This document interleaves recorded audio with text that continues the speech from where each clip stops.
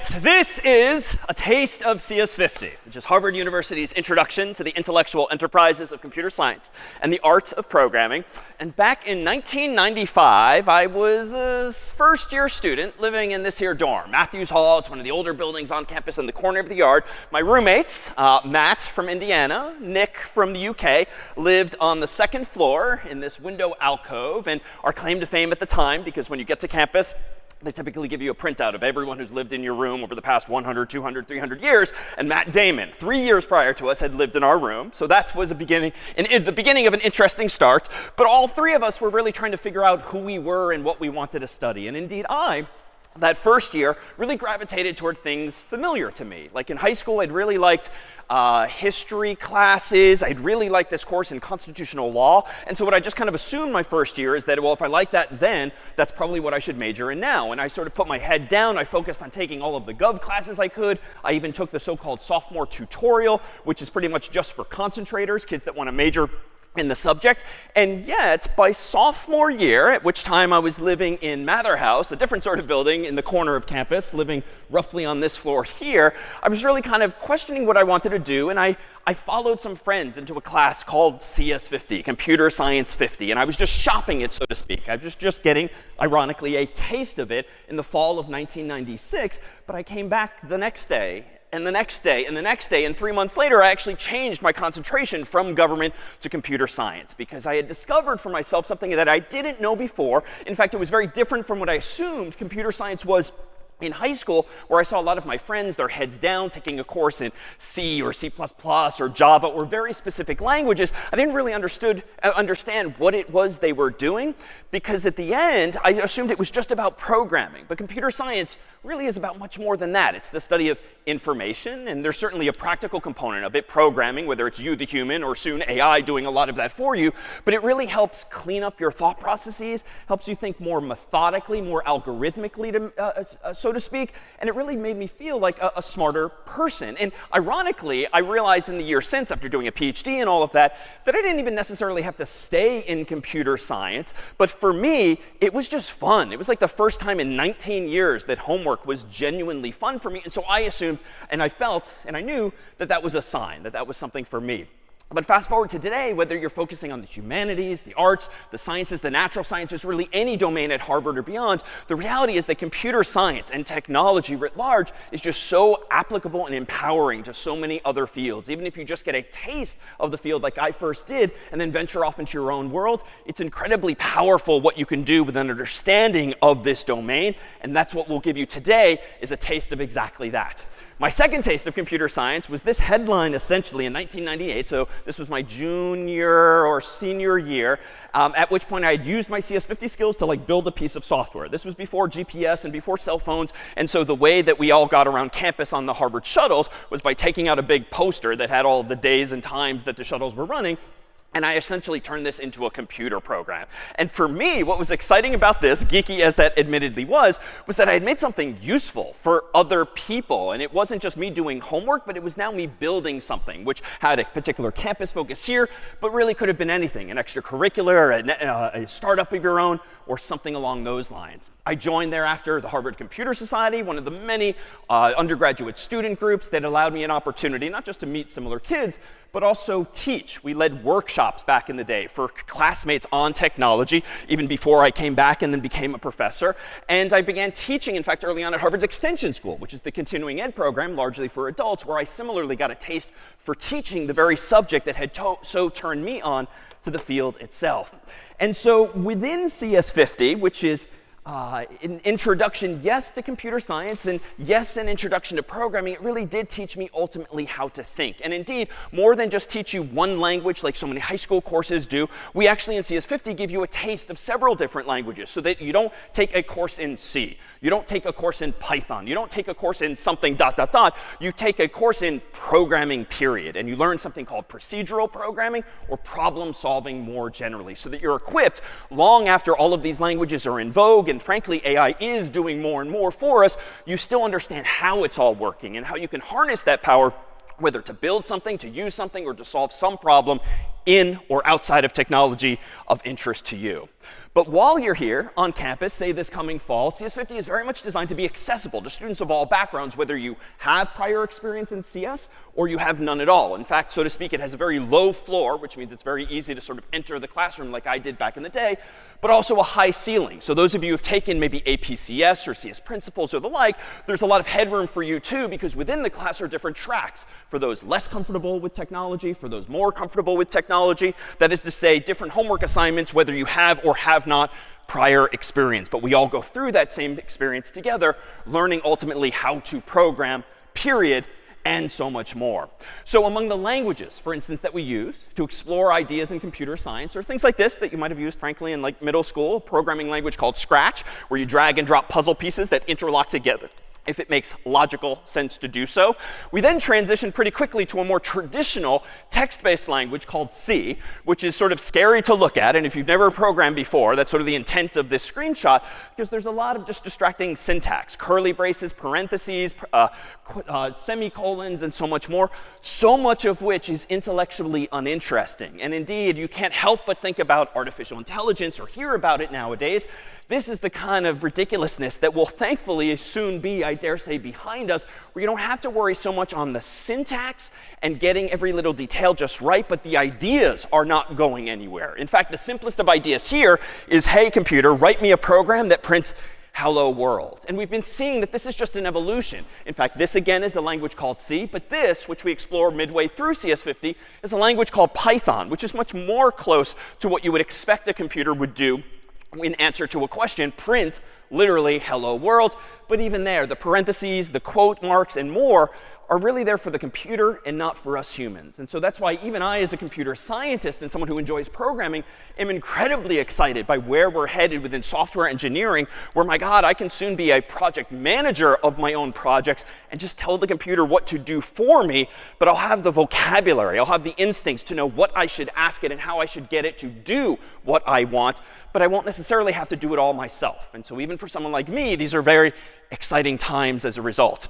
Now, for those of you with some prior experience and are just curious to know technologically what we might do in the class, well, we use a very popular open source, freely available tool called Visual Studio Code. You can actually play with it over the summer if you so choose at cs50.dev. We also have our own virtual rubber duck. Long story short, it's a thing in programming circles in the absence of a TA, a friend, a family member who might know a little more about than you about some subject, to literally keep a rubber duck like this on your desk, or a virtual one, and talk to the rubber duck when you have some confusion or some bug or mistake in your code. And the idea, quite simply, is that by just verbalizing your thoughts, your confusion, hearing in your own words where you're going astray, that proverbial light bulb tends to just go off and you realize, oh, I'm an idiot. This is what I'm now doing wrong. Now, that's not the only form of support. In fact, at cs50.ai, which is another thing you're welcome to play with over the summer if of interest, you actually have, thanks to AI and companies like OpenAI, the ability to have ducks like these now speak English, or whatever your preferred human language is, back to you as well. And so this is just among the support tools we now provide to students in CS50, so that not only do we have dozens of undergraduate teaching fellows, or TFs, so to speak, to work with you side by side as humans, we increasingly have lots of these here, rubber ducks. In fact, on your way out, there's a bowl on both sides if you'd like to bring one home in the meantime and talk to about whatever you'd like. Now, to be clear, most CS50 students every fall have never taken a CS course before, so you're in good company if among that demographic. And what's in CS50 syllabus is literally this phrase here, that what ultimately matters in this course is not so much where you end up relative to your classmates, but where you end up relative to yourself when you began. So if you had some prior programming, that's fine. The delta ideally will be this. And if you have no prior programming too, the delta will be the same. And we don't grade students on an absolute scale, but therefore very comparatively with respect to your own starting point on that journey. But the course, in addition to its human support structure, also has traditions of a lot of community focus. Pictured here is something called CS50 Puzzle Day, which is an event that starts at the beginning of the year and kicks off an opportunity to grab a packet of puzzles, logic puzzles of sorts, and just work with a bunch of friends on solving some problems and getting to know more kids on campus. Later on in the semester, do we kick off on every Friday afternoon CS50 lunches at a local restaurant up the road where it makes a big class feel small so that you have a chance to chat with me, with each other, the course's teaching fellows, friends and alumni from industry over some good Chinese food up the road outside of the dining hall. Toward the end of the semester, we have the tradition of a CS50 hackathon, which is an event that brings everyone together to work on their final projects, so to speak, the capstone of the class, where you don't have a PDF from us telling you what to do. It's up to you to build something of interest to you that just somehow draws on the course's lessons, whether we have taught you that thing or you have taught it to yourself. And at the end of the term, we have the so-called CS50 Fair, an exhibition of students' final projects attended by students and faculty and staff from across campus, an opportunity really to take some great pride in what it is you did, especially if some 3 months prior you actually had no idea yourself what was going on.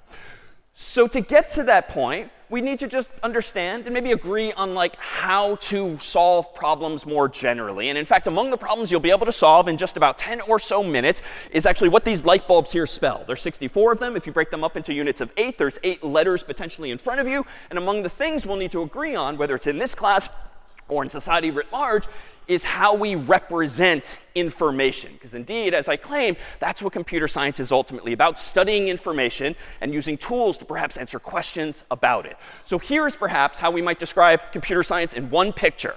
You've got some input, like a problem you want to solve, and you want the output, the solution there too. But we all need to agree on how to represent information. And even if you're not a computer person, you probably already know that computers only speak what language?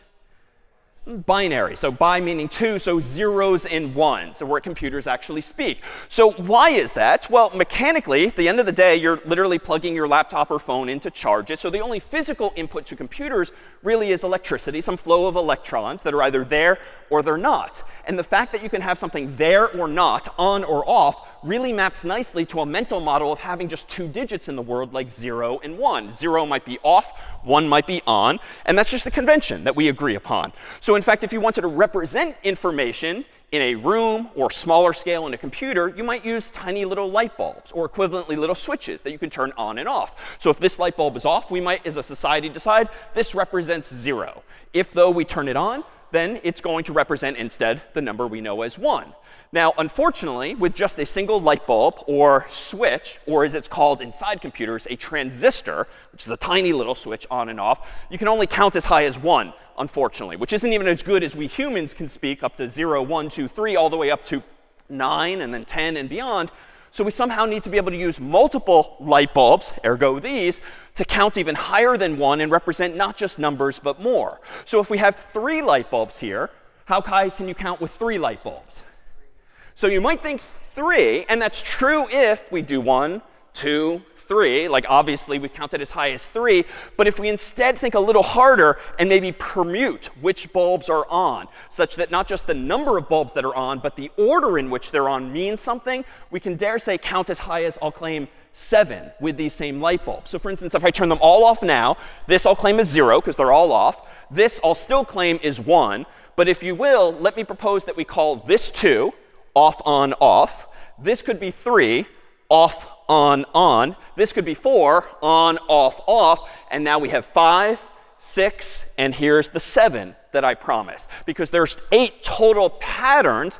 But if we start counting at 0 and all the way up to 7, that's how we get 8 total patterns. Now, there is some logic to what I just did, even if you didn't quite see it and it seemed kind of random and arbitrary. But it's actually more familiar to you than you might think. So if we assume now that on is 1, and off is 0, how do you represent 7 using binary, just zeros and ones? You would literally write down or store in the computer using electricity 1, 1, 1, on.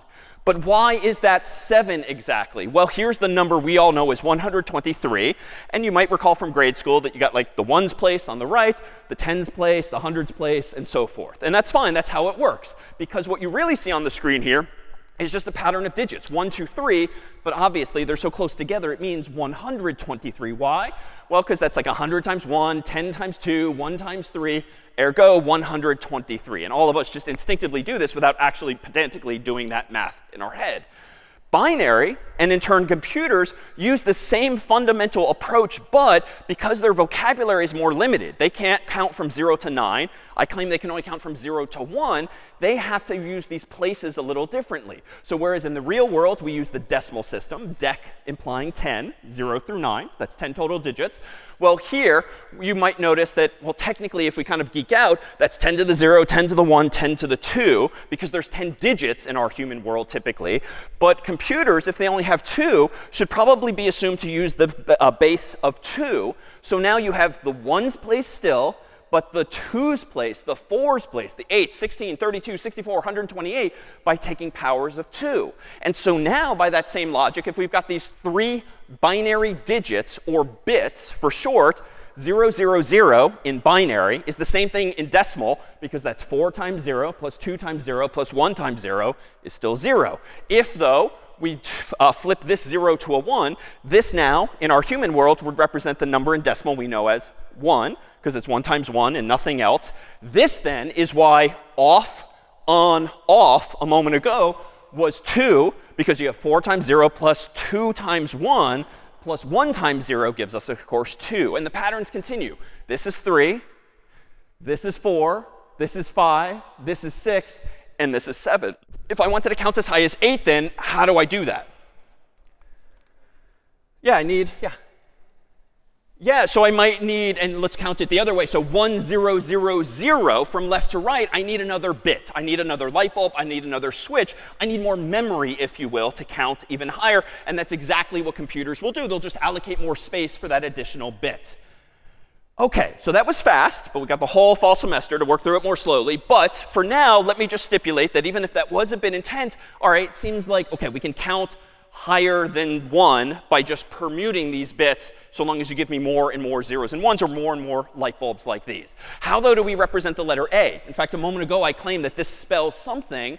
Well, how could we do that if all computers have is binary 0s and 1s? We just have to agree on patterns that represent other things we care about. So it turns out, by convention around the world, this is the pattern of 8 bits, otherwise known collectively as a byte, that represents the capital letter A. And now it's a little hard to do, perhaps in your mind's eye, but that's the 1's place, 2's, 4, 8, 16, 32, 64's place. So it's 64 plus 1, which is to say humans a bunch of years ago decided, you know what, let's just represent the letter A as the number 65. And just a bunch of humans agreed to standardize on that system, and we use it again today. It's called Unicode nowadays, and it's not necessarily even 8 bits anymore. It's sometimes 16, 24, 32. So you can count much higher and express not just English, but other human languages as well. But it's called Unicode. And here's a chart, for instance, that shows us a little cheat sheet. So indeed, 65 is A, and thankfully, 66 is B, 67 is C, and so forth. There's a different column for lowercase letters as well. So if you were to receive this pattern of bits in a text message or an email, I'll spoil what the math is here. If I do out the 1's place, the 2's place, this gives me 72, 73, 33. So 3 characters were sent in this message. What might those represent if this is your cheat sheet here? Yeah, so it's high. Why? Because 72 is H, 73 is I, and it's a little non-obvious, but over here, 33 is exclamation point. So that's how a computer would send high, and literally that's what's flying through the air wirelessly when you just text a friend in all caps, HI exclamation point. So this, then, is a bigger pattern of bits. There's many more 0s and 1s on the screen. Anyone know what this represents on the keyboard? Whether Mac OS, Windows, iOS, or Android, no normal person should know this. Even I could glance at it and not really know. But it's this number, if that helps. I don't know if it actually does. 4 billion or so. It's an emoji. In fact, it's the most popular emoji as of late. But even emoji look a little different depending on the device you view them on. Why? Well, here, for instance, is what it might typically look like on iOS, followed by Android. Nowadays, on Telegram and other applications, they're even animated. But that's because what's being sent wirelessly over these devices is just some pattern of bits somehow electrically that your phone is interpreting as a standardized character, whether that character is the letter A or something even like this. But if you zoom in, of course, you'll start to see dots. And you can see this on your phone maybe, or your TV or other devices, especially when it's low resolution. Each of these dots, as you might know, if you've dabbled in photography or graphic design, are called pixels. And each of those pixels, it turns out, is obviously a different color. There's some brown, some light yellow, there's some dark yellow there. Well, it turns out that using just zeros and ones, we can represent colors too. So for instance, to represent the color yellow, we might use a combination of red, green, and blue. And in fact, we might use 72, this is 72 amount of red, 73 amount of green, 33 amount of blue on some scale, technically 0 to 255. So this is like a bit of red, a bit of green, and a little bit of blue. Mixed together, those actually give you a yellow dot. Once you have dots, you can make pictures. Once you have pictures, you can make movies, much like if in grade school you had those little flip books on paper where you're just looking at a movie that's just composed of a bunch of images. So again, we can go from zeros and ones, numbers, to letters, to colors, to images, to videos. And heck, we can even represent music using zeros and ones. How? Let's just decide on a pattern of zeros and ones that represents the notes, the volume, and maybe the duration of like hitting a key on a keyboard. Now, how does a computer distinguish all of these different things from numbers alone? Just depends on context. If you open a file in Photoshop, it's probably going to be interpreted as an image. If you open it up in Microsoft Word, it's going to be interpreted as text. If you open up in a calculator, it's going to be interpreted as numbers.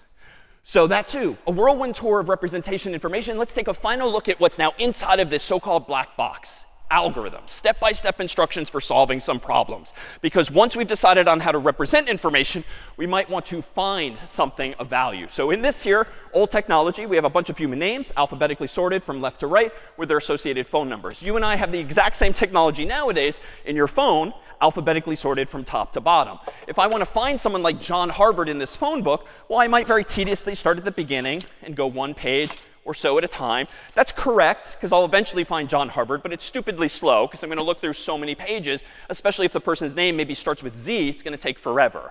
So I can maybe go 2 pages at a time. That's better, definitely faster. Maybe buggy, prone to mistakes, because John Harvard could get sandwiched between 2 pages. So it's twice as fast, but prone to error. But that's OK, because if I hit like the I section after H, well, I can double back 1 page just to fix that. But what most of us used to do back in the day, and what your phone is doing digitally, is going roughly to the middle, realizing, oh, I went too far. I see M's instead of H for Harvard. But where do I know about John Harvard? Is he to the left or to the right? I mean, obviously to the left alphabetically. So here's where in CS50 we can tear the problem in half, dramatically throw 1/2 of the problem away. And now we've gone from like 1,000 pages to 500. We can do it again and get down to 250, 125, again and again. And I won't do the math here live, but it will take me no more than 10 tears of this phone book to find John Harvard, even if I start off with some 1,000 pages. And that's just one of the ideas that we begin to explore in a class like this. If you want to geek out on the math, the first 2 algorithms are very linear. Their slope, the x and y relationship, where n represents the number of pages. The second algorithm is twice as fast, so it's like n over 2 steps. The last algorithm, though, is something logarithmic in nature, which is to say that that phone book can become 2,000, 4,000, 8,000 pages, no big deal. 1 more turn, 2 more turns, 3 more turns, and I'm done. Not hundreds, not thousands, but single digits. So in our final minute literally together, just wanted to paint a picture for you of what awaits, thanks to the team that put together some photographs from this past year of CS50. If we could dim the light, and as you walk out, do grab a duck. This here, in video form, is CS50.